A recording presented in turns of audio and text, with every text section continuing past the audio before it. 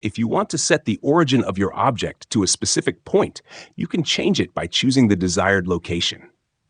This helps you control how your object rotates and scales, making your work much easier.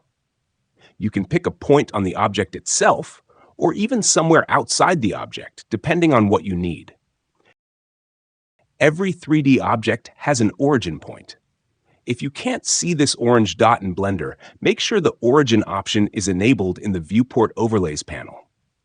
Now I'll show you in a simple way how to change the origin points of your objects.